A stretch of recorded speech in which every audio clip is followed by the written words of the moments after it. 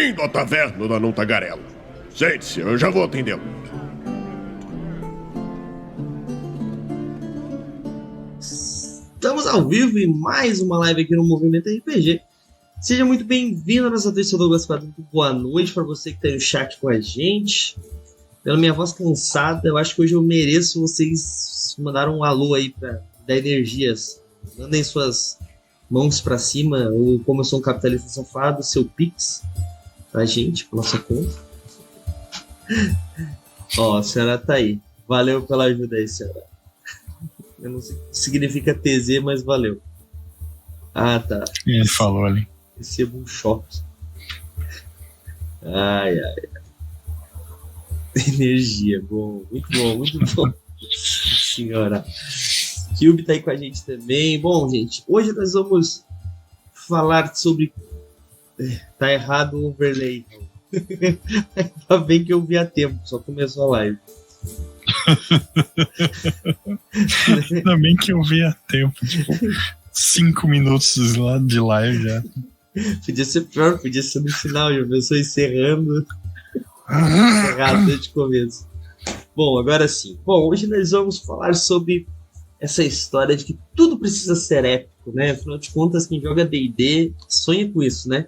Sonha em derrotar um grande vilão. Quem joga vampiro também, né? Quer encontrar um antediluviano e botar os dentinhos lá pra ver qual é que é o poder. Entre Quer outras... diablerizar todo mundo até chegar na 4ª geração. Exatamente. Será que precisa ser assim pra gente se divertir jogando? Posso estar falando de jogador no meu grupo? Não sei. Quem será que sugeriu a pauta, né, Raul?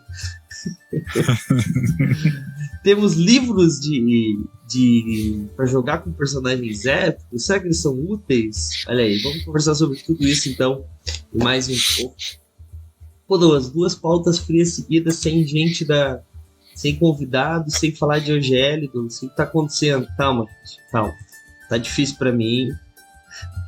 OGL vai ser um tema que a gente vai falar eventualmente. Tem muita coisa acontecendo no momento. A gente vai falar sobre esses assuntos. Mas se você É que o OGL precisava dar uma estudada também, né? Exato. Então, pra gente não chegar aqui e falar merda. Né? E tem um post muito bom lá da Bel, lá no Movimento RPG. Uma notícia, se você não tá sabendo nada sobre o OGL, vai lá dar uma olhadinha. Pelo menos você vai ficar por dentro minimamente do que tá acontecendo. Tá bom? Mas fica tranquilo que a gente deve falar sobre isso logo mais. Mas hoje vamos falar sobre esse conceito de épico, né? Bom, antes de qualquer coisa, né, já vou adiantar que eu acho que eu joguei muitas campanhas e uma delas eu cheguei até o level 23. Acho que foi o mais épico que eu cheguei. Com exceção de uma campanha de Dragonlance, que foi uma das poucas que eu finalizei, que tipo, a gente saiu do level 13 pro level 20 para lutar com um vilão específico e acabar, tá ligado? Tipo, o último episódio fomos bufados pelos deuses e ganhamos níveis, etc. Bom, mas eu te adianto que eu não sei como é que foi pra ti, e aí fica a pergunta. Pra mim, quando eu joguei com esse meu personagem level 23, que era uma elfa feiticeira, depois do level 20, tu começa a ganhar ritual, né? Tu não ganha no 3.5. Eram rituais de magia e não magias de nível de 10º ciclo, por exemplo. Começa a ganhar acesso a rituais. E, cara, eu achava meio frustrante, assim. Parecia que mesmo os inimigos de nível épico, até eu tenho aqui o livro de níveis épicos, depois eu vou pegar aqui pra mostrar. Meio que ele não... Sabe? Tipo, não é a mesma coisa do que tu tá no nível 1 lutando contra um orc cagado pela tua vida, tá ligado? Não sei se tu sentiu isso também, ou já chegou nesse nível de campanha. D&D, tá? Porque eu sei que tu já jogou uma de 3D inteiras, vamos falar sobre isso depois. Vamos. Eu cheguei no nível épico em uma campanha de D&D 3.0 que eu joguei, que era o... Inclusive, esse livro é do D&D 3.0, até onde eu me lembro. Não, esse aqui é 3.5. Tem certeza? Confere aí. 95% de certeza. Mas pode falar. O meu primeiro Duncarim, o Duncarim primeiro, como eu costumo chamar, ele chegou no nível 21. Então eu lembro 3.5. Justamente. Ah, legal. Yeah. Eu acho que foi um dos primeiros, então, pra 3.5, né? Já falei. Não dá pra ler, mas eu vou acreditar em ti, cara. Lê agora. Nossa, agora deu. Mas é engraçado que eu não tive tanta essa impressão como tu, porque o Duncan primeiro, que era meu personagem, ele era um clérigo, só que ele só tinha talento de guerreiro, assim, sabe? Então eu não tinha essa manha de, tipo, fazer a build do personagem otimizada e tal, sabe? Também não tinha. Né? Então, acabou que quando chegou no nível 20, tipo, eu, sei lá, tinha meia dúzia de magia que eu sabia usar e era isso, assim, tá ligado? Eu usava aquela magia que fazia o bônus de ataque do clérigo ficar igual ao do guerreiro e dava porrada mesmo. Meu Deus. Só um adendo aqui rápido. Esse livro aqui, eu comprei ele no sebo do RPG. E pra vocês terem uma ideia de como eu usei ele, novinho, né? Vocês podem ver. Mas como eu usei ele, eu acabei de descobrir que na última página tem uma folha, que é uma prova de química de alguém, proteínas, páginas 45 e 44. O que o cara fazia com a prova de química dentro do livro de níveis épicos? É o que eu quero saber agora. Mas, cara, se você precisar da sua prova, é só me avisar, tá bom? Não tem nome. Aí mas, é foda, desculpa, né? Mas assim, esse meu personagem foi um dos primeiros personagens que eu construí. Então, tipo assim, chegou. Talvez seja por isso também, e não foi um personagem bem construído, talvez seja por isso que quando eu cheguei no nível épico, tipo, por mais que ele fosse muito poderoso, também que eu tava jogando com conjurador, e conjurador no mundo de D&D é meio poderoso. Tipo assim, ó, pensa numa classe inútil, feiticeiro, né? Mago é infinitamente melhor, todo mundo sabe disso. Era uma feiticeira. Daí eu pensa aí, ó, vamos lá. O jogo quanto tempo 3.0 ou 3.5? Não foi tanto tempo assim. Foram poucos anos. E o ritmo de XP da campanha era um pouco mais acelerado, assim, tá ligado? Então não foi uma campanha radicalmente longa, assim, como foi aquela de 3D&T que eu já contei algumas vezes aqui, né? Sim, mas olha só. Pensa e essa tu vai saber, certeza. A pior classe de prestígio pra feiticeiro e a das poucas que tem no D&D 3.5. Pior classe de prestígio pra feiticeiro? Uma das únicas que tem também. Eu não faço ideia, cara. Discípulo do dragão, pô. Tá ligado qual é que é? Porra, tu desenterrou memórias agora que eu não lembrava que tinha. Pois é. Então, era uma discípula do dragão feiticeira de level, sei lá, feiticeira de level X e discípula do dragão de level Y, né? Porque daí tu continua ganhando o nível de feiticeiro. E daí entrou numa regra que até hoje eu não sei qual é que é. Talvez se eu tivesse lido este livro eu entenderia. Porque tu é nível épico quando tu pega a classe de prestígio, Raulzinho? Não necessariamente. Tu pode pegar a classe de prestígio de nível mais baixo. Oi? Não necessariamente tu pode pegar a classe de prestígio em níveis mais baixos. Sim, mas eu tô dizendo assim, ó, por exemplo, se tu tiver 15 níveis de guerreiro e 5 níveis de alguma classe de prestígio, tu é guerreiro de nível 20? Tu é um personagem de nível 20, até onde eu me lembro. Mas pra ti, aqui tem os guerreiros de nível 20.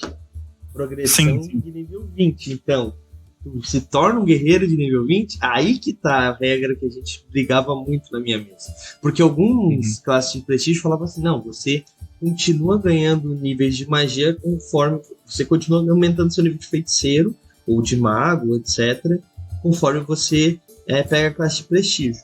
Mas isso conta pro... Entendeu? É só pra nível de conjurador. Entendi. As habilidades da classe, no caso. Né? Exatamente. Fica confuso. Cara, assim, até onde eu me lembro, assim, com todo o meu conhecimento de D&D 3.0, ele mudava algumas coisas que era a progressão do bônus de ataque e dos testes de resistência, que eram diferenciadas independentes da classe quando chegava no nível 20, mas as habilidades tu continuava ganhando. Se tu tava progredindo em uma classe que tu não chegou no nível 20 ainda, né? Pois é. Bom, mas eu não tenho tanta certeza do que eu tô falando, né? Então, eu joguei das duas formas já. E não sei qual que tá correto, comentem aí, galera. Mas a grande questão é que talvez seja por isso que os nossos personagens eram tão poderosos, assim. A gente não tava usando a regra correta.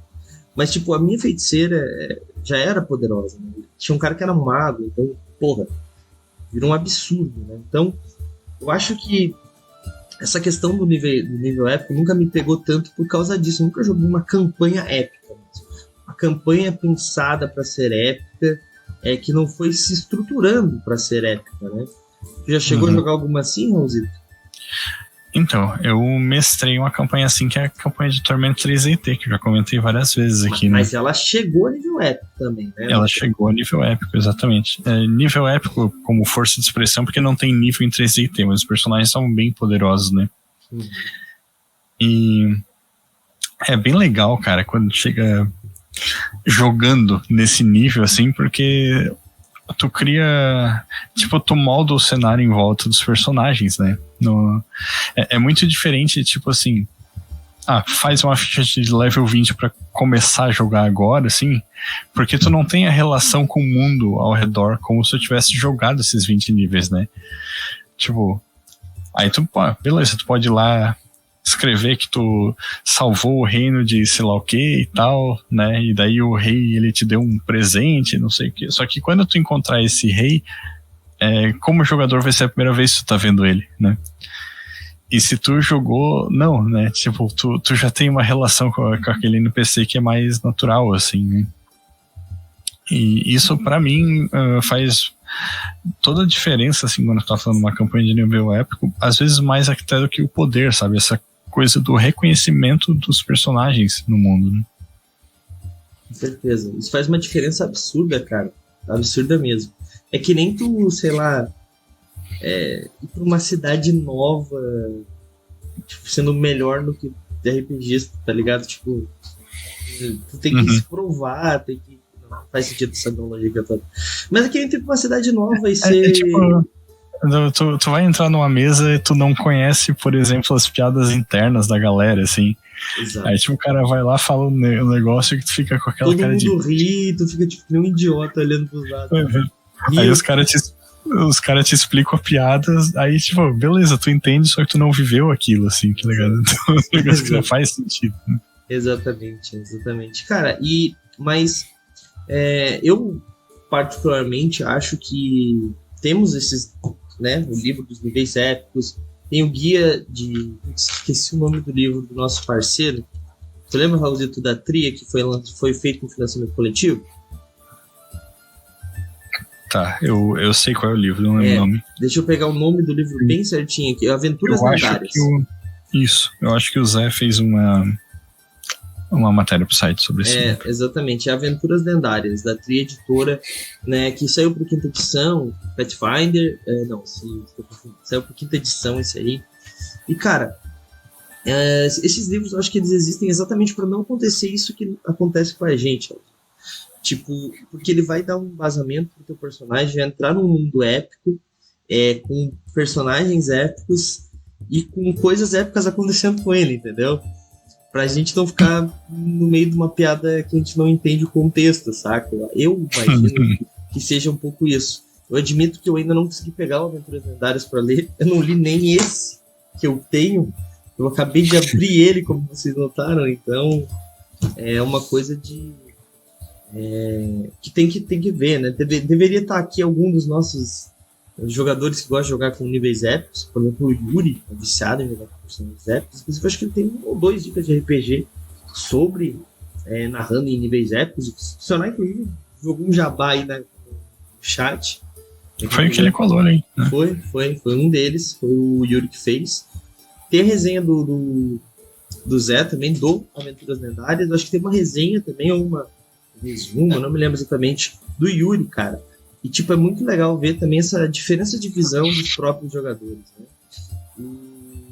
Mas, vamos lá, a gente pensa em épico, tipo, como um fim, né? E às vezes a gente fala um pouco sobre como ser um começo, e se é possível ser um começo. Já esteja respondido que sim, é possível. Tanto que você se prepare, que você leia os livros corretos para isso. Mas aí, Raulzito, toda história precisa ser sobre salvar o mundo? Qual a tua opinião? Não, claro que não. Inclusive, podemos terminar o podcast agora. Acabou, vamos lá. Acabou, gente. Foi legal ver vocês. porque começa com uma pergunta, né? Precisa tudo ser épico? E a resposta é não. Então, muito obrigado. Pois é, eu acho que assim, depende. Porque assim, sinceramente, como jogador, tá? Como jogador, eu acho bem frustrante tu ficar com, sei lá, 3 anos, 5 anos jogando uma campanha que tu não passa de salvar vilarejo atrás de vilarejo, matar uns orcs aqui, uns orcs ali, ou explorar uma dungeon. Eu acho particularmente que eu não sou um jogador que gostaria de jogar os dungeons, eu ia falar Old Dragon, né? Mas não é o caso, porque o Old Dragon evoluiu para isso, o Old Dragon 2, talvez seja por isso que me cativou tanto, e a gente vai falar sobre isso depois. Uhum. Mas essa história de teu trabalho é ir lá, entrar na masmorra, pegar grana, voltar, entrar na masmorra, pegar grana, voltar, sabe? Tipo, isso não... Eu preciso construir uma história, eu preciso meio que sabe, chegar em algum lugar. Não que a história precise ser épica desde o começo, eu sou bem contra isso, na real. Tipo, eu não gosto de jogar com personagens que são os escolhidos ou coisas do tipo. Mas eu gosto de jogar com personagens que acabam descobrindo lá na frente que toda a história deles fazia sentido para eles chegarem no ponto que eles chegaram. Diferente. Porque daí quando tu enxerga lá na frente que os teus passos te levaram onde tu chegou, né? É diferente de que tu saber que tu tem que chegar lá. Não sei se dá para entender o que eu quero dizer. Uhum. Deu pra entender. Então, eu gosto mais de jogar assim. E tu, Raulzito, o que tu acha? Depois a gente fala sobre o Old Dragon 2 pra eu explicar aí meu hate. Eu acho que depende um pouco do escopo da campanha, assim, né? Porque, como a gente tinha falado no episódio anterior, eu gosto da ideia da campanha curta, assim, que ela tem um começo e um fim. Então, tipo assim, essa campanha vai, tipo, do nível 3 até o nível 7 e daí terminou e tá tudo bem, tá ligado? Mas, pegando carona no que tu falou ali, né? Tipo, dessa parada bem old school que é o Dungeon Crawl, né? Que tu entra na masmorra, pega o tesouro e vai embora. Entra na masmorra, pega o tesouro e vai embora, assim.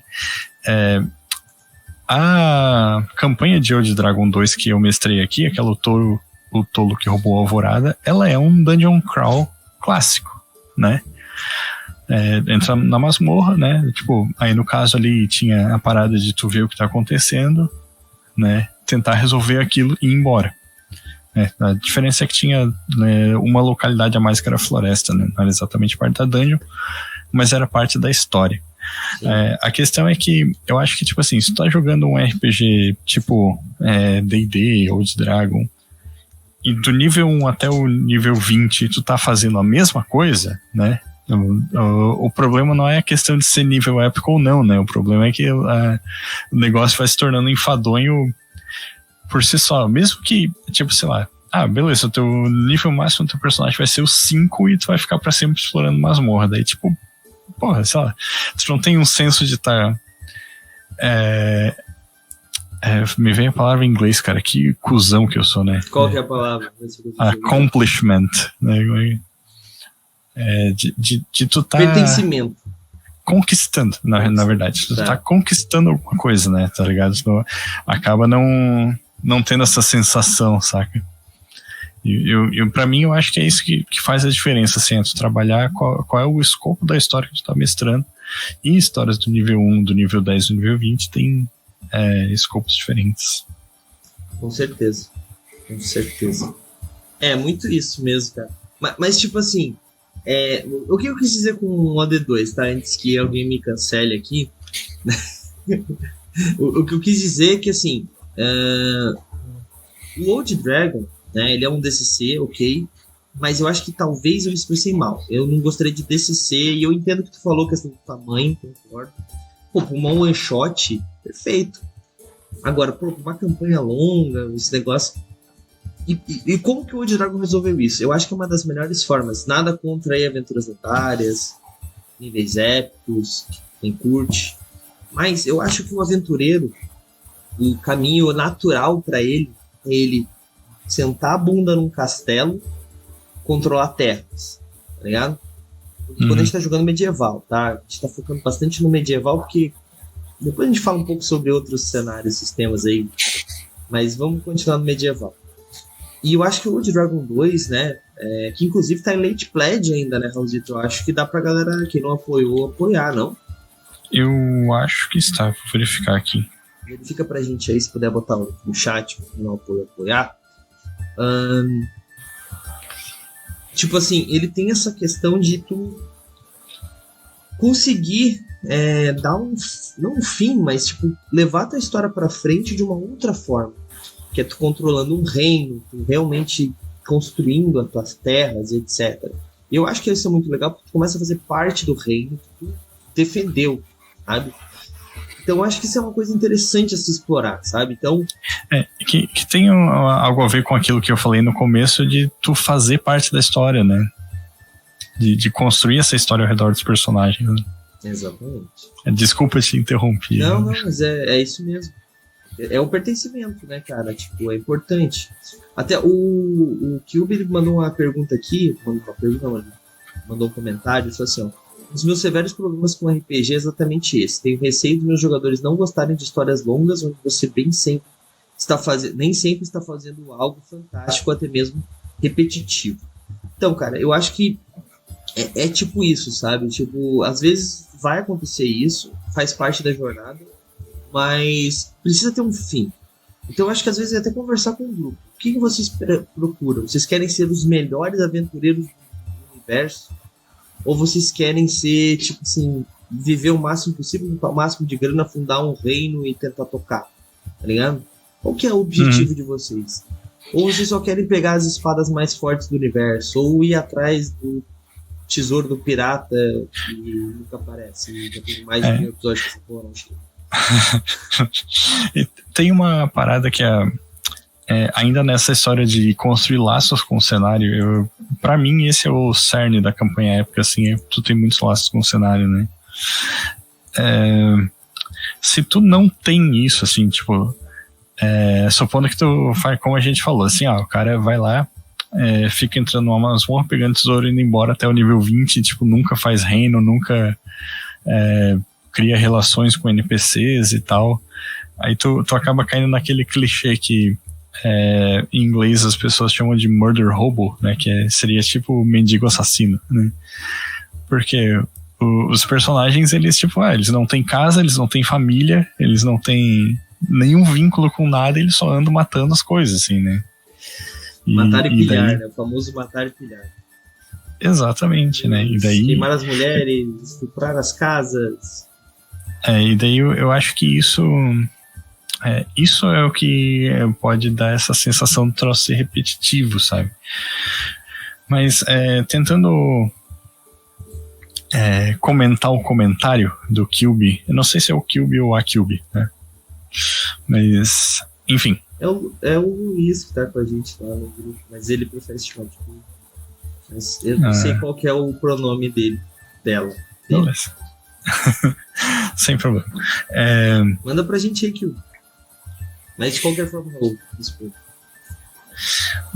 Isso que o Douglas falou de conversar com o grupo, ver o que o grupo tá esperando é muito importante, sabe? Porque eu comentei aqui, eu tô jogando uma campanha de D&D quinta edição agora, em que eu e outro mestre estamos alternando os papéis, né? Então, eu mestro uma aventura, ele mestra uma aventura. E por enquanto a campanha ela tá se desenvolvendo meio que naturalmente, assim, né? Tipo, as aventuras elas são meio isoladas. Mas às vezes o que o teu grupo quer é uma história coesa do começo ao fim, né? E nesse caso, às vezes não tem problema, tipo, tu conversar com a galera e dizer assim, nessa campanha a gente vai, tipo, ganhar mais XP para passar de nível mais rápido para chegar no final planejado, sabe? É uma coisa que é totalmente válida e eu acho que pode... Você queria te interromper, mas tipo, nem toda campanha precisa durar 60 anos, né, cara? Dá pra te chegar no nível épico em 1 ano, se tu quiser uma sessão. Pode continuar. Uhum.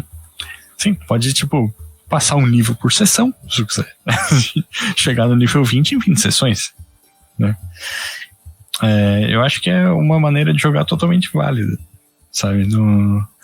Não tem muito aquela parada de, não, porque no meu tempo o cara tinha que ficar 40 sessões no nível 1. Tipo, porra, foda-se, tá ligado?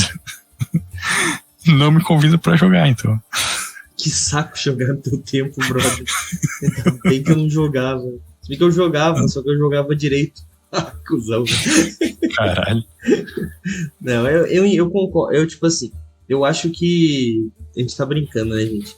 Tanto eu quanto o Raul jogamos campanha que o nível de XP era baixíssimo. A própria Guilda dos Guardiões não tem nem XP, galera. Vocês não estão ligados. A gente sobe de nível a moda do Douglas mesmo. O Douglas fala, vamos subir de nível, galera. Daí todo mundo sobe, né? A moda do Douglas é a regra oficial, né? A quinta edição. É uma das regras possíveis para a evolução do personagem. Então, assim, a gente não tá questionando isso. Eu até acho importante a gente explicar isso, né? Que o XP ele tem que ser uma recompensa, né? E os livros trazem tabelas, né? XP por monstro, XP por encontro, etc. Tabelinhas, o vampiro, famosa clássica, né? O que você entendeu essa noite? O que você descobriu de novo essa noite, né? E as outras perguntinhas lá. Mas no final das contas é tipo assim, o objetivo que o narrador quer chegar com aquele grupo, né? Porque se o narrador quiser que o grupo evolua mais rápido, só dá mais XP, não precisa seguir tabela. Ou suba de nível por interpretação, como eu costumo fazer, ou suba de nível todo mundo junto, para evitar que um cara que faltou, porque, sei lá, precisou levar a mãe no jiu-jitsu, né? Consiga acompanhar o grupo e não fique muito saltado. Alguns jogos não funcionam assim, ou de Dragon 2, por exemplo, não dá, porque tem diferença de níveis de personagem, né? Faz sentido essa tabela.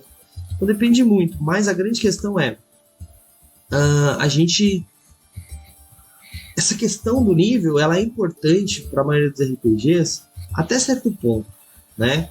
Depende do tipo de campanha que você está fazendo. Porque, por exemplo, assim, eu posso muito bem pegar um dragão e botar contra um grupo de nível 1 e deixar o grupo de nível 1 matar o dragão. Só diminuir todos os status dele. Vai ser uma merda? Vai. Mas o que eu quero dizer é que a galera tem que entender que tudo dá para adaptar. Então o nível ele é muito subjetivo. Ele é mais se você a famosa desculpa narrativa, né, cara? Tu encontrou a arma mágica do sei lá o que lá e daí ela matou o dragão num golpe, sabe? Exato. Não, porque o dragão tava muito ferido. Você descobre depois que o dragão tava muito ferido, ele tava doente, tá ligado? Tipo, cara, dá pra fazer milhares de desculpas narrativas. E RPG é isso, né? Então a grande questão é que, tipo, o nível, a gente fala de épico, de nível épico, mas o nível em si ele é só um dos elementos que tem no RPG, que eu acho que ele é, sim, importante, experiência, por ele evoluir o teu personagem, eu acho que ele é um conceito muito ligado no RPG. Eu acho que hoje tem RPGs que não evoluem o personagem, né, que tem outras medidas, mas de qualquer forma ele é uma coisa importante, mas ele não pode ser destruir a tua história, não, porque, ó, vocês estão no level 10, vocês vão lutar contra esse monstro aqui, contra essa miríade de monstros do level 10, ou menor, e faz um nível de ND. Cara, eu odeio isso, eu não calculo ND de monstro. Eu vou indo no feeling. Se a galera começa a apanhar muito, eu diminuo um pouco a intensidade. Se a galera começa a matar muito fácil, eu aumento um pouco a intensidade. Simplesmente eu não acredito em combate equilibrado, já diria Bernardo Stamato. Esse aí foi foda. É que o problema ali do Stamato foi outro, é que ele não soube diminuir a intensidade ali, que eu falei. O botão dele tava quebrado, tá ligado? Ele só tinha pra mais. Porque era muito fácil ele ter diminuído o PV dos monstros. A gente não sabia qual era o PV dos monstros, tá ligado? Quando ele viu que o primeiro grupo caiu, ele podia fazer que a minha expulsar mortos-vivos funcionasse, e é isso, tá ligado? Bom, de qualquer forma, aconteceu. Mas, pegando um gancho aqui no que tu falou, essa questão da evolução do personagem é um tema legal, às vezes, para explorar numa futura taverna. Porque, por mais que às vezes o personagem não evolui em poder, ele sempre evolui, pelo menos narrativamente, né? Deveriam, né? Importante. Tem RPGs que tem mecânicas pra isso, né? Como a sanidade do Call of Cthulhu e a humanidade do Vampiro à Máscara. Que inclusive foi tema de um texto meu na Liga que saiu sexta-feira. Desculpa. Tava bocejando aqui. Mas, vamos lá. A gente falou que ia falar de épico, já que a gente tá falando de Vampiro à Máscara e outros RPGs aí. Vampiro à Máscara, né? Vampiro à Máscara, eu acho que ele é um jogo mais pé no chão, que não tem necessidade de ser épico o tempo todo, apesar de que o vampiro quer poder normalmente, né? Normalmente, não é sempre. Isso eu tô falando da terceira edição, com zero conhecimento da quinta, o Valzito pode falar melhor sobre isso. Mas eu imagino que não mudou muita coisa. A grande questão é que é difícil tu jogar tu ir para o épico, ter histórias épicas em Vampiro à Máscara, porque é tudo muito... Normalmente dificulta tudo. Eu acho que o épico, posso estar enganado, tá? Alguém pode me corrigir. O épico, ele tá mais pra um changeling, tá mais pra talvez até um lobisomem, assim, pra ser uma coisa meio dramática, épica, tá ligado? Do que pra um vampiro. Acho que o vampiro, ele sempre, os passos são meio lentos, meio que vai comendo pela beirada pra chegar ao ponto que ele quer. Talvez a conclusão de uma trama pode ser épica, mas não me lembro de grandes crônicas épicas que foram jogadas vampiro da forma correta e não X-Men das Trevas, tá ligado? Onde nós salvamos o mundo com o nosso jato, literalmente. Então, é aí que ia chegar, né? Porque depende de como tu joga, sabe? Porque vampiro pode ser um Velozes e Furiosos, tá ligado? Se tu quiser, tá ligado? Com os caras pulando de carro de paraquedas, assim, tá ligado? E caindo na estrada fazendo drift. Então, mas legal que tu citou o Vampiro à Máscara, assim, que é um jogo que eu gosto bastante, mas ele tem uma meta-narrativa que ela lembra uma estrutura épica, assim, né, que é essa história dos antediluvianos e da Guerrena e sociedades secretas e tal, assim. Então, tipo, se a gente pensar nessa ideia de tu construir laços com o cenário, né, eu acho que é bem viável que tu construir uma campanha assim. A questão é que ela não vai ser como uma campanha épica de D&D, sabe? Tipo, não vai estar o grupo de 4 vampiros lá invadindo o covil do dragão e matando ele pra pegar o tesouro, né? A menos que eles tenham um crossover aí. Tipo, tu pode ter uma campanha de vampiro assim muito pouco ortodoxa, né? Sei lá, vai que um mago levou eles pra uma realidade alternativa ou eles foram pra arcade. Então. Mas inclusive eu já mestrei uma campanha assim, agora lembrando. Dá pra assistir aí no YouTube. Tá eu e o Edu Filhote jogando. Caralho, a história essa eu não vi. Tu não viu isso ainda? Não, essa eu não vi. A história era basicamente assim, era épica, tá? Uma das primeiras coisas que a gente fez gravada no YouTube, cara. Tipo, era um vampiro. Não tinha um vampiro, era um mago, um lobisomem, um changeling. Eram 2 magos, um lobisomem e um changeling. E daí, tipo, todos eles acordaram meio que num lugar que tinha acontecido um sacrifício absurdo, assim. E daí eles tentaram descobrir o que estava acontecendo. Todos eles estavam ligados de alguma forma àquele sacrifício. Um monte de pedaço de gente e tal. Moral da história, tinha acho que era um demônio, não lembro exatamente, que estava tentando vir tava preso em arcade e estava tentando vir pro plano físico. E daí ele meio que fez uma arapuca pra que eles fossem até lá e libertassem ele sem querer, tá ligado? Daí eles foram todos pra arcade e tal. Um negócio bizarro desse gênero, assim, que não faz nenhum sentido narrativo. Mas foi bem divertido na época, cara. Muito divertido. Eu não gosto dessa parada de tipo assim, não, porque Vampiro é um jogo sério, então ele tem que ser jogado de tal e tal forma. Tipo, porra, o jogo é teu, cara, joga como quiser. Bota lá, tipo, força 5, briga 5 no teu tremé e dá-lhe pau nos outros. Se essa for a vibe da mesa, né? Se essa for a vibe da importante mesa. Muito importante. Cara, a grande questão, eu acho que, respondendo a pergunta de novo, se precisa tudo ser épico, né? E a gente pode puxar isso aí para, por exemplo, Shadowrun.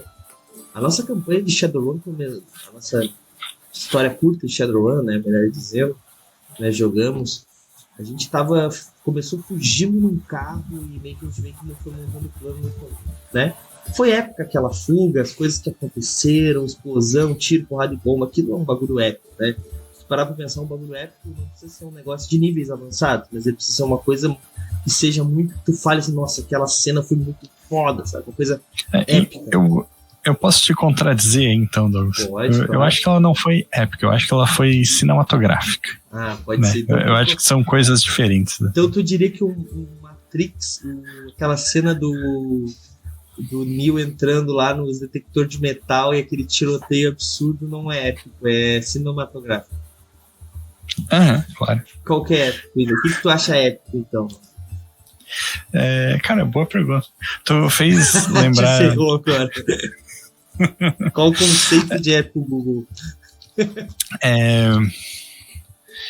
Então, eu acho que o épico ele tem a ver com essa história de realizar grandes feitos, né? Então, essa parada que tu falou de perseguição de carro e tal, não sei, que eu acho que ela pode ser considerada épica sob essa ótica, tipo, de tu pensar que é um troço tão único que as pessoas daquele mundo vão falar daquilo, assim, tá ligado?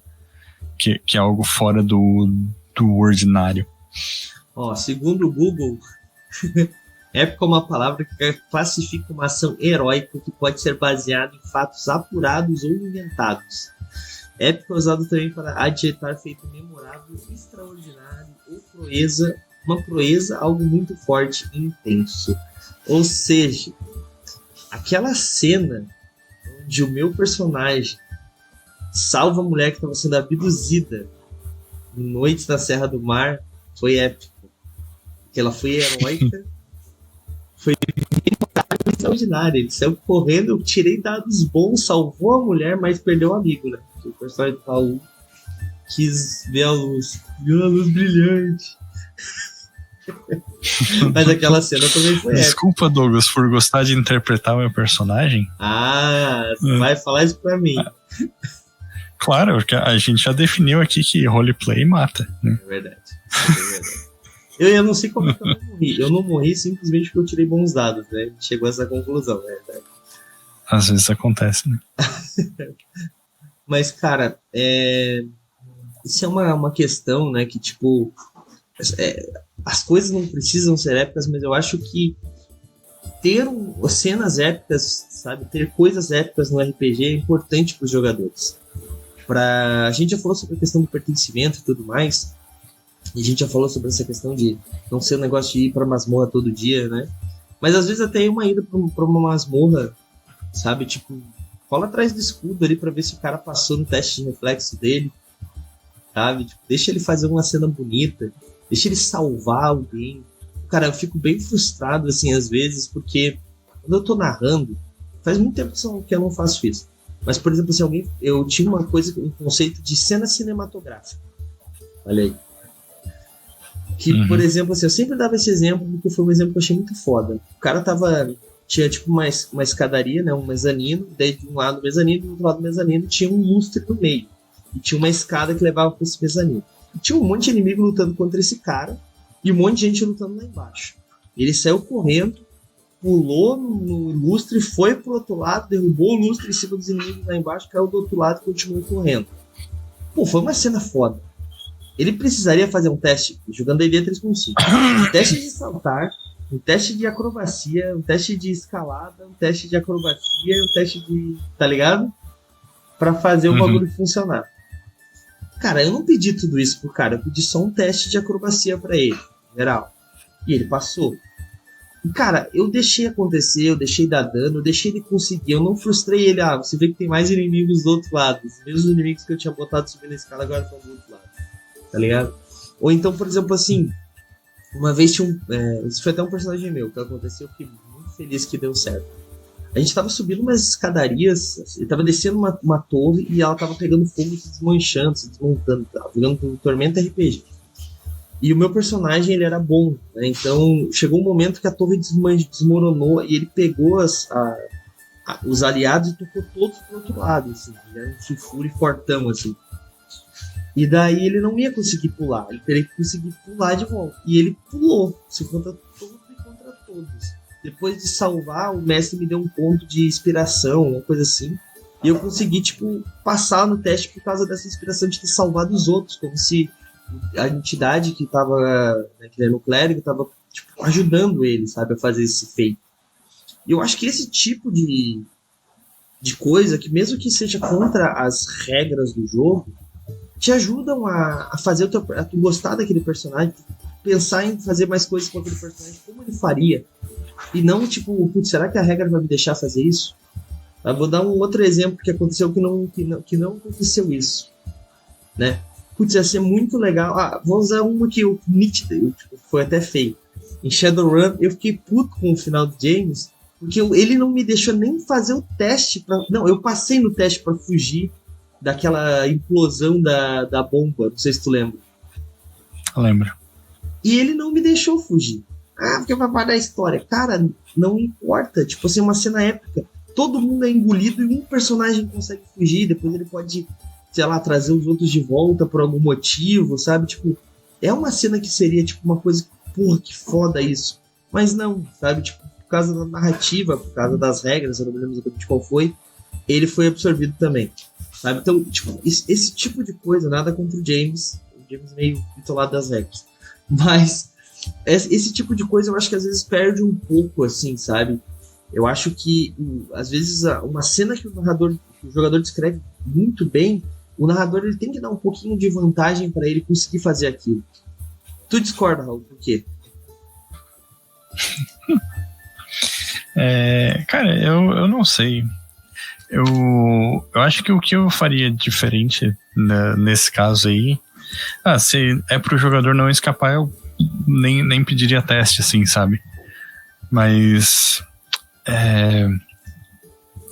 Eu acho que isso que a gente está falando tem uma diferença fundamental, assim, na maneira como se joga, né? Que é tu primeiro rolar e depois narrar, ou tu primeiro narrar e depois rolar, assim, sabe? Porque tem essa história, né? Tipo assim, eu quero sair correndo, saltar na mesa, grudar no lustre, segurar a espada com os pés e cortar a cabeça do cara. Daí, tipo... né? Sim. Aí o cara rola mal, tá ligado? O cara falhou, não importa a descrição, tá ligado? Agora, tipo, tem gente que gosta de rolar primeiro, né? Tipo, primeiro rola o dado, daí tipo, saiu um 20, o que tu faz? Daí o cara relata a cena épica que ele quer fazer, né? Mas eu acho que isso é uma parada que geralmente não é muito conversada, assim, é mais no feeling, né? E às vezes mesmo dentro do grupo tem pessoas que jogam de jeitos diferentes nesse aspecto, né? Sim, sim. A maioria das vezes, os narradores que eu joguei, eles normalmente... O que tu vai fazer? Daí tu fala o que você vai fazer. Rola agora, rola, tá ligado? E eu acho que deveria ser o contrário, realmente. Mas, então talvez seja até um pouco por isso, porque eu tenho essa parada de, às vezes, fazer uma descrição e... Às vezes a descrição ser tão boa que eu permito que o cara faça, mesmo que ele tire um dado que não permitiria fazer aquilo, sabe? Por causa que eu errei, talvez, de pedir pra ele descrever o que ele queria fazer, eu me empolguei, tá ligado? O que eu costumo fazer quando acontece, por exemplo, principalmente uma falha crítica, é tipo assim, tá, e como é que tu falhou fazendo isso, sacou? Porque daí quer dizer que o cara foi fazer exatamente essa cena, mas ele falhou. Eu normalmente peço pra fazer uma rolagem quando tem alguma chance real daquilo ter consequências. Como, por exemplo, perder uma luta, ser preso, morrer um personagem e tal. Agora, uma escalada faz muito sentido os caras terem que fazer milhares de testes, a não ser que eles estejam tirando muitas falhas críticas, né? E não consigam passar de um ponto a outro da sessão por causa de uma escalada. Então, que tipo, se tu pede um teste pro grupo, tem que estar preparado pro que vai acontecer em caso de falha, né? Quando tu tá mestrando, sabe? Sim. E falando nisso, eu não sei como é que tu pensou nessa cena, né? Tá falando da cena da primeira campanha da Guilda dos Guardiões ainda, eu acho. Primeiro capítulo, exatamente. Que... beleza, faz um teste pra escalar. Aí todo mundo falha, e daí, tipo, tu é o mestre e não sabe como vai continuar a história, não dá também, né? Tipo, tem que partir do princípio que as pessoas podem falhar se tu vai pedir um teste. Então, eu tinha um resultado caso todos vocês falhassem. Eu posso falar aqui porque isso já faz muito tempo, né? Mas se todos vocês caíssem, a gente ia fazer todos os personagens novos. Tô brincando. Mas a Dríade ia ajudar vocês, tá ligado? E daí vocês iam ficar devendo uma coisa pra Dríade. Porque ela já tinha pedido uma coisa pra vocês cagaram pra ela. Mas vocês iam ficar devendo pra ela. Todos vocês iam cair, se machucar bastante. E daí vocês iam ficar nas mãos da Dríade e ficar devendo um favor. Essa era a minha ideia, né? Por isso que ela era uma Dríade poderosa que curava e tava lá embaixo. Mas a minha parada também poderia ser, por mais que a Dríade tivesse negado muitas vezes, se alguém tivesse feito algum teste para convencer ela, mágico, né? Uma coisa assim, como tinha um bardo, pensei nisso, ela poderia fazer uma passagem tipo, como é que eu posso fazer? Grama na parede, tá ligado? Tipo, esqueci. Constrição, uma coisa do tipo assim. Eu pensei numa parada assim, uma solução possível também. Mas jogador de RPG é imprevisível. Então eu fui pensando, eu sempre penso em pequenas formas, sabe? Mas eu nunca deixo nenhuma clara, porque senão perde a graça total do jogo, né? Tipo, Resident Evil, né? Tem um boneco com a mão assim e um disco do outro lado. O que eu tenho que fazer? Tipo, perde um pouco a graça. Isso foi só um comentário, assim, né? Eu imaginei que você tinha pensado em algo mesmo. Mas a gente deu um baita de um desvio do tema, assim, né? Mas... É verdade. Mas olha só. Continuando do desvio, uma vez que eu não pensei em culpa das cartas, e que também dá pra dizer que foi uma coisa meio né, uma época, não, vou tentar meter no tema aqui, foi a vez do Devorador de Mentes que apareceu por causa de uma carta do Bergotte, tá ligado? Tipo, Devorador de Mentes no meio de uma floresta. Mas eu acho que encaixou de forma épica porque eu consegui encaixar como aquela criatura estivesse absorvendo a energia da floresta, tá ligado? Vocês tiveram que ajudar a floresta e, consequentemente, o ente para conseguir resolver aquele problema. Então, às vezes também dá para improvisar em cima das paradas que tu não espera, né, como narrador. Foi épico? Não. Eu queria falar sobre isso. Vai lá, Raul, desculpa. O que tem pra falar? Eu ia falar que a gente associou bastante essa ideia do épico com o fato de ter personagens poderosos, de fazer essas cenas bem impressionantes graficamente. Graficamente, talvez seja uma boa definição. Mas tem digamos que uma outra maneira de ver essa parada, que tipo, quando tu vai fazer uma história épica, nem sempre tu precisa de personagens de um nível de poder numa escala muito grande, assim, né? E tipo, voltando pro Vampiro à Máscara, assim, né? Tipo, se tu tem lá o teu neófitozinho de 13ª geração, e aí acontece, sei lá, porque cargas d'água dele, tipo, esbarrar no refúgio onde tem um antediluviano em torpor, sabe? Tu consegue desenvolver daí, a partir daí, uma narrativa épica na qual tu vai jogar com um personagem fraco, né? Que ele vai estar, digamos assim, tentando sobreviver em meio a esses eventos catastróficos que estão mudando o mundo, assim, né? E se tu vai pra origem desse termo, assim, tipo, que da poesia épica, né? Tu acaba tendo várias histórias dessa natureza, assim, tá ligado? De pessoas comuns que realizam grandes feitos, assim, sabe? Não, talvez não necessariamente pessoas comuns, assim, mas tipo, tu pode ter tipo, os grandes feitos não necessariamente estão muito acima de uma pessoa. Mano, não tô falando de Grécia daí. Tipo, de uma pessoa humana, que eu digo em termos de poder, assim. Mesmo na Grécia, tu pode pegar, por exemplo, aquela história da Eurídice e do cara que vai pro Hades atrás dela, esqueci o nome dele. Isso eu não conheço. Orfeu. Acho que é o Orfeu, que tocava lira. e era apaixonado pela Eurídice, da Eurídice morre, ele vai até o inferno tocando a lira dele assim pra tentar resgatar a alma dela e tal, e faz um acordo com o deus do submundo lá. Ele fala que tudo bem, que decide ela deixar ela seguir atrás dele, contanto que tipo na saída pro inferno ele vai sempre na frente, a Eurídice vai seguindo ele não pode olhar para trás em nenhum momento, né? E isso é uma narrativa que não tem nada a ver com poder, sabe, né? Mas é uma narrativa. O Bar não tem poder. É uma narrativa tipo plausível para um personagem de nível baixo, digamos assim, sabe? Mesmo que, sei lá, ele fosse um bard de nível 1, pra gente botar no contexto aqui. Então, eu acho que essa ideia, tipo, voltamos no começo do podcast, da relação com o mundo, né? Então, tu tem a questão do sentimento do cara pela Eurídice, né? Dele ter conseguido encontrar essa chave pro Hades e assim por diante, né? Sim.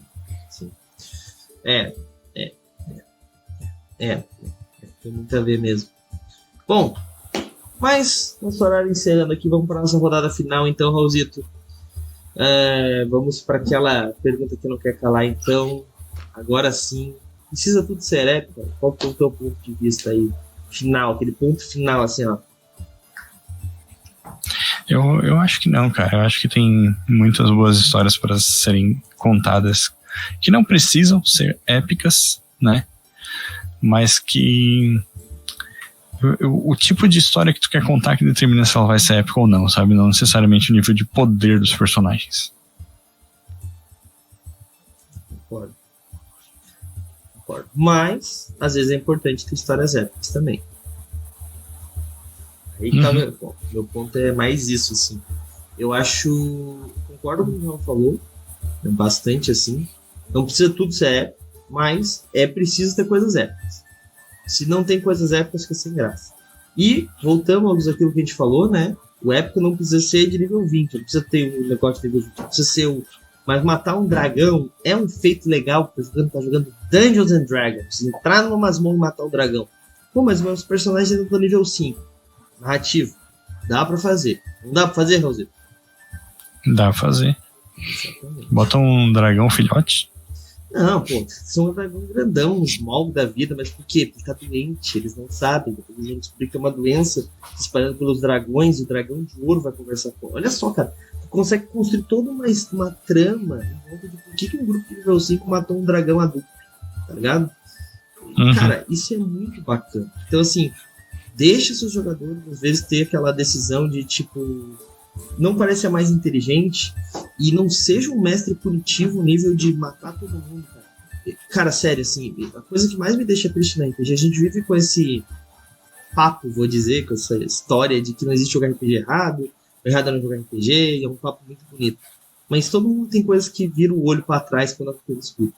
A coisa que mais me deixa triste jogando RPG, vendo jogar RPG, vendo os comentários, assim, eu gosto de fazer TPK, eu gosto, jogador contra narrador. Às vezes é brincando, mas às vezes não é, cara. E eu sinto muito mal, assim. Tipo, quando... Quer ver quando acontece uma coisa assim e os jogadores ficam... a gente ganhou do mestre. Não, brother. O mestre deixou vocês matarem, né? Faz parte da história. Faz parte das coisas acontecerem, né? Vocês conseguirem passar aquele desafio. Se o narrador quisesse, ele poderia acabar com os personagens de vocês.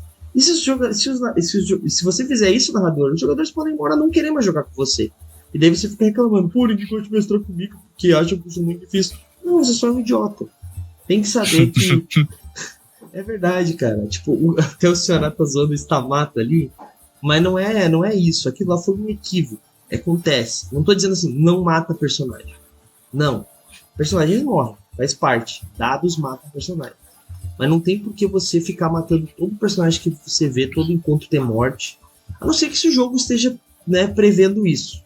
Tá jogando Ravenloft, tá jogando Rastro de Cthulhu, tá jogando Cult. Ou mesmo se tu tá jogando D&D, essa é a vibe do jogo, né? Mas daí é aquela parada que tu tem que ter um acordo, assim, né? Tipo, falar do mestre dizer, por exemplo, eu vou montar todos os encontros exatamente de acordo com o ND do grupo, E aí vira tipo essa competição, assim. É uma coisa que tu pode pensar num jogo desse jeito. Que todos estejam de acordo, né? Sim. Exatamente.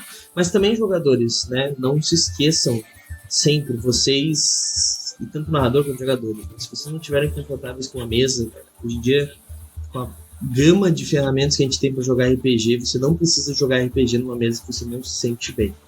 Então fique à vontade aí, fala com a gente que a gente dá um xingo no seu mestre e ainda acha uma mesa para você jogar com a gente. Beleza? Raulzito, é isso então. Tem mais alguma coisa para falar aí? Faz teu jabá, já aproveita para a gente encerrar mais esse episódio da Taverna da Não Tagarela. O jabazinho, vou deixar só 2 textos de vampiro que a gente comentou hoje ao longo do podcast. O primeiro é de Humanidade, que é o mais recente. E o segundo sobre Antediluvianos, que eu acho que tem bastante a ver com o assunto também, né? Que traz justamente essa faceta mais épica dentro do cenário de Vampiro à Máscara. E como usar essas ideias dentro da campanha. E é isso. Show de bola, link no chat ali então. E galera, rapidinho aqui, torne-se patrono do Movimento RPG. Se você não é patrono ainda, a partir de R$5 você se torna patrono e concorre a um monte de coisa legal. E também personagens ilustrados, joga com a gente, tem um monte de coisa bacana. Deixei o link aí no chat, tá bom? Hoje eu vou ser um pouquinho mais rápido e rasteiro aqui, que eu tô cansado. Eu preciso descansar, porque amanhã tem Ordem Paranormal. Amanhã é Ordem Paranormal. Tá preparado, Raulzinho? Tô preparado, pode ser a última aventura do meu personagem. Então, eu amanhã, queria que ele sobrevivesse pelo menos até ganhar a ilustração. Né, pô. Então, ó, temos Ordem Paranormal amanhã, a partir das 9 da noite. Mansão do Spectre. Quarta-feira temos The Witcher RPG, que eu queria que o meu personagem durasse mais uma sessão, pelo menos. O meu personagem levou 26 de dano na cabeça. Por sorte, eu usei um escudo mágico dos Witchers e me curei. Porque, tipo, 26 de dano, D&D, né? Mas a gente tá jogando The Witcher, que eu tenho 35 de vida, eu tenho muita vida, entendeu? E na cabeça o dano é diferente. Então, assim, ó, eu me salvei por... Ó, isso aqui, ó. Isso aqui é muito pouquinho. Um fiozinho, assim, me salvou. The Witcher RPG... O Zé já perdeu a perna, eu quase perdi a cabeça, o Stamato tá com uma gangrena na perna, não sei o que vai acontecer com o personagem do X-God, olha, tá uma loucura. Não sei se voltaremos views do cenário de The Witcher. Quinta-feira, essa semana, eu não sei ainda se eu vou conseguir, gente, tá difícil pra mim, talvez só em fevereiro que a gente vai começar essa atuação nova, tá bom? Então nem vou falar muito sobre ela, vou fingir demência. E na sexta-feira, voltamos com o episódio de Vampiro à Máscara, né, Raulzito? O segundo episódio do Vale dos Esquecidos, segunda temporada, que é o... Toque de recolher. Eu lembro de Blackout, não sei por quê. Bom, toque de recolher. Exatamente. Então é isso, galera. Muito RPG pra vocês essa semana. E é isso. Como vocês sabem, agora, como de costume, vocês vão ficar aí com o Gatinho jogando RPG. Eu vejo vocês amanhã a partir das 9 da noite. Falou! E aí, você gostou? Acesse todas as segundas às 20 horas twitch.tv/mrpgoficial.